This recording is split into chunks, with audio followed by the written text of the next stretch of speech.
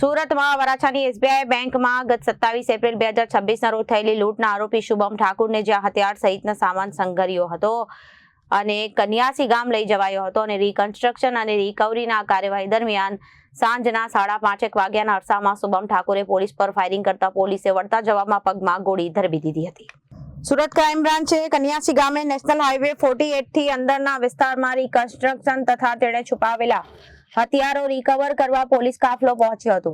Police અને આરોપી શુભમ સામાન્ય સ્થિતિ હોય તે રીતે ઘટના સ્થળ સુધી પહોંચ્યા હતા। કાર્યવાહીમાં ક્રાઇમ બ્રાન્ચના એસીપી કિરણ મોદી, એક પીઆઈ અને 2 કોન્સ્ટેબલ પણ સામેલ હતા। તેમની સાથે મદદમાં વરાછા પોલીસ સ્ટેશનના પીઆઈ અને તેમના 2 કોન્સ્ટેબલ પણ હાજર હતા। કાયદેસરની પ્રક્રિયાની પારદર્શિતા જાણવા માટે પોલીસ પોતાની સાથે 2 પંચોને પણ ઘટના સ્થળે લઈ ગઈ।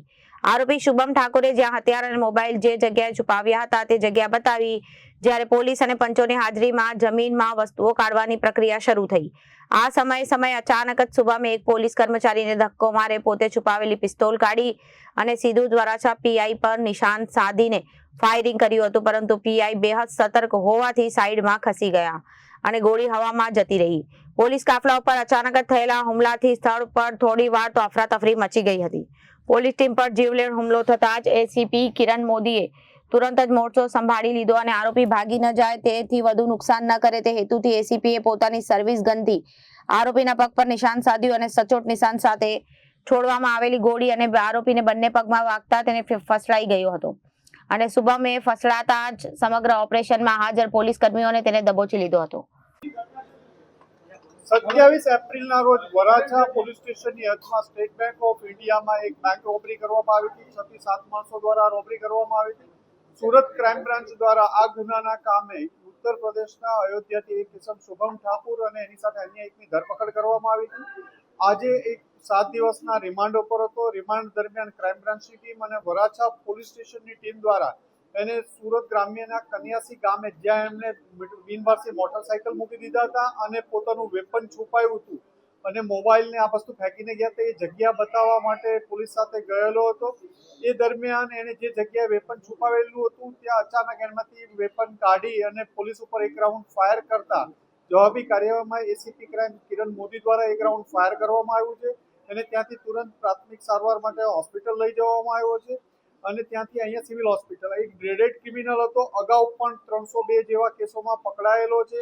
એને ખબર હતી કે જો હું આ કેસમાં એરેસ્ટ થઈશ અને મને લાંબુ જેલમાં રહેવું પડશે અથવા લાંબી પનિશમેન્ટ પણ આવશે, એટલે એ ભાગવાની કોશિશ કરવા માટે પોલીસ ઉપર હુમલો કરવા માટે પણ પ્રયત્ન કર્યો અને એને તાત્કાલિક પોલીસ દ્વારા હોસ્પિટલ લાવવામાં આવ્યો છે અને એની સારવાર ચાલુ છે। કન્યાસી ગામ છે સુરત ગ્રામ્યમાં, ત્યાં ફાયર કરવામાં આવ્યું છે। એને જવાબી કાર્યવાહીમાં પોલીસ દ્વારા ફાયર કરવામાં આવ્યું હતું, જેમાં એના પગમાં ગોળી વાગેલી છે। એના દ્વારા એક રાઉન્ડ પોલીસ પર ફાયરિંગ કરવામાં આવ્યું, પોલીસ ઉપર ફાયરિંગ કરવામાં આવ્યું છે એક રાઉન્ડ। હજી હોસ્પિટલ પહોંચ્યા છે, એની પેશન્ટની પરિસ્થિતિ જોઈ અને આગળ બ્રીફ કરશું આપણે। એ પોલીસની કાર્યવાહી ચાલુ છે। રીડિંગ ટીમ દ્વારા વરાછા પોલીસ સ્ટેશન અને સુરત ક્રાઇમ બ્રાન્ચની ટીમ ગઈ હતી। બંને આરોપીમાં જે શુભમ ઠાકોર છે એ જ ગુનામાં હાજર હતો ગુનાવાળી જગ્યા ઉપર। એને બાઇક અને વેપન છુપાવેલા હતા એટલે એને જ લઈ જવામાં આવ્યો હતો। કન્યાસી ગામમાં એ લોકો જ્યાં ખેતરોમાંથી ભાગ્યા હતા ત્યાં મૂકીને ગયેલો હતો। એ જગ્યાની પંચનામામાં મેન્શન છે। વેપન એક કબજે કરવામાં આવ્યું છે, લોડેડ વેપન હતું અને એમાંથી જ પોલીસ ઉપર ફાયર કરવામાં આવ્યું છે અને શાયદ બીજા રાઉન્ડ પણ એમાં છે। ઓટોમેટિક પિસ્તોલ છે।